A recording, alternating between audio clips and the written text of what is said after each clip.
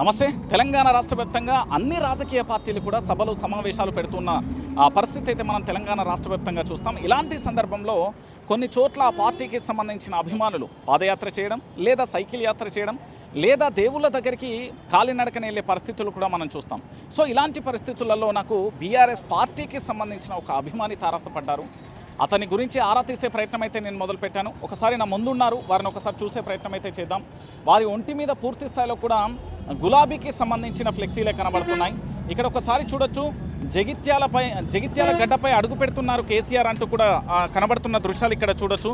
ఆ పూర్తి స్థాయిలో జగిత్యాలతో బీఆర్ఎస్ జైత్రయాత్ర, జగిత్యాల గడ్డ నుంచి అరాచక కాంగ్రెస్ పతనం ప్రారంభం, లక్షలాదిగా తరలి వెళ్దాం, జగిత్యాల సభను విజయవంతం చేస్తామంటూ కూడా జి మనోహర్ చేర్యాలకు సంబంధించి సిద్దిపేటకు సంబంధించిన వ్యక్తిగా చెప్తున్నారు.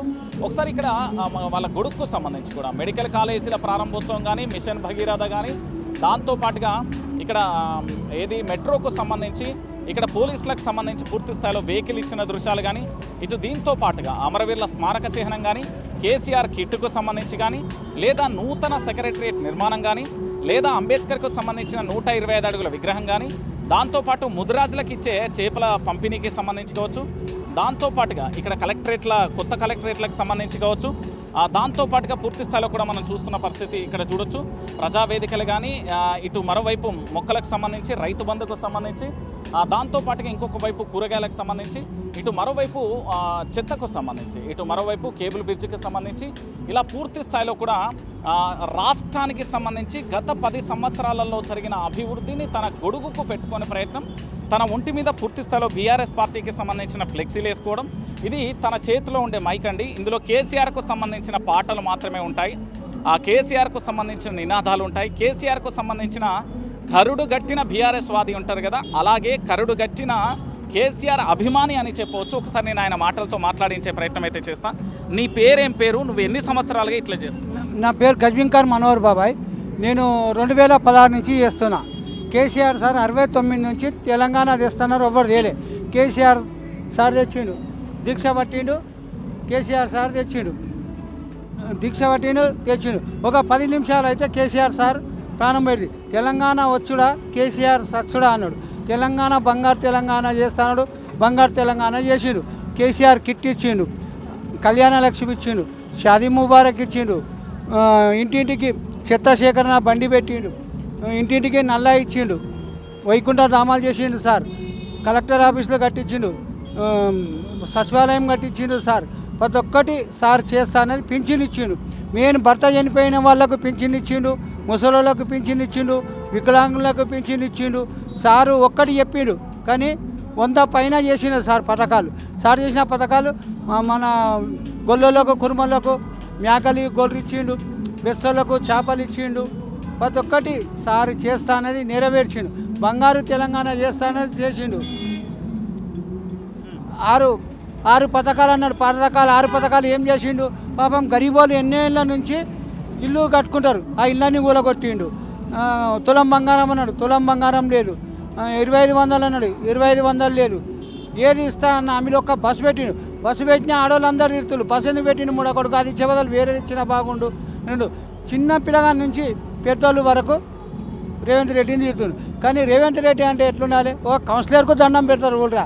కానీ రేవంత్ రెడ్డికి అందరు తిట్టినోళ్ళే కానీ, శాపనాలు పెట్టినోళ్ళే కానీ ఒక్కరు రేవంత్ రెడ్డి మంచోడు అనేది కాదు.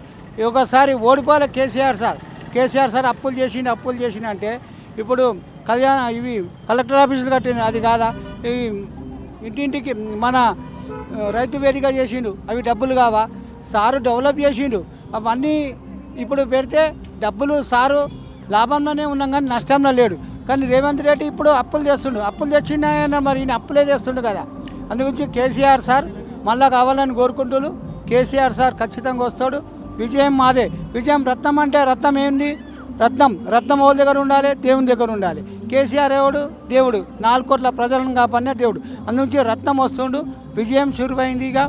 మళ్ళా ఇదేమంటే జగిత్యాల జే అంటే విజయం శురువైందిగా మాది.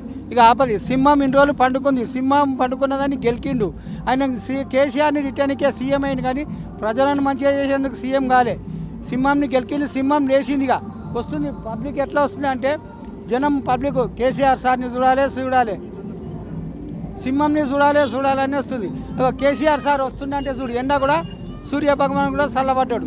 కేసీఆర్ సార్ రావాలి, మళ్ళా కేసీఆర్ సార్ సీఎం కావాలని కోరుకుంటున్నాను. ఎన్ని సంవత్సరాలకి ఇట్లా చేస్తున్నాను? నేను 2016 నుంచి చేస్తున్నా సార్. ఎందుకు నీకేం లాభం?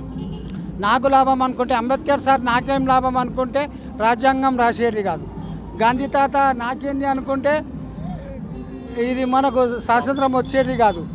నాకేంది అనుకుంటే అందరు నాకేంది అనుకుంటే మన తెలంగాణ బాగుపడాలంటే మంచి జరగాలి. ఇప్పుడు నాకు ఈ వేషం వేసినా కొందరు పిచ్చోడు అంటారు, కొందరు అవలగాడు అంటారు. అది అందరు వేయరు. ఆ భగవంతుడు రాసిన రాత 4 కోట్ల ప్రజలకు మంచి జరగాలి. ఇది నా డబ్బులే, నా పైసలే. నేను ఎవరిని పైసలు అడగా. ఎట్లా వచ్చినావు నువ్వు వచ్చేటప్పుడు? ఇక్కడికి వచ్చేటప్పుడు చేర్యాల నుంచి నేను వచ్చిన కరీంనగర్ కన్యా వకీల్ అని మా చిన్న ఆయన కరీంనగర్ కన్యా వకీల్ బస్సులో వచ్చేసిన. బస్సులో తిండి అంతా నీయే? నాయే అన్ని. కేవలం కేసీఆర్ మీద అభిమానంతోనా? ఆ కేసీఆర్ మీద అభిమానం, ఇంకోటి ప్రజల మీద అభిమానం.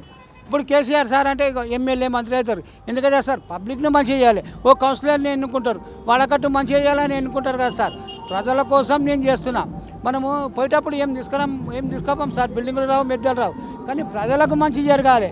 అరే పలానా ఆయన వేసిండు, పబ్లిక్ గురించి మనం తొక్కులాడాలి. కానీ నాకేమో వస్తుంది అనే దాంతో చూడొద్దు. అందరు నీకేమిస్తాడు. నాకు ఇచ్చేటోడు భగవంతుడు ఉన్నాడు, భగవంతుడు ఇస్తాడు ఏదో రూపాయన.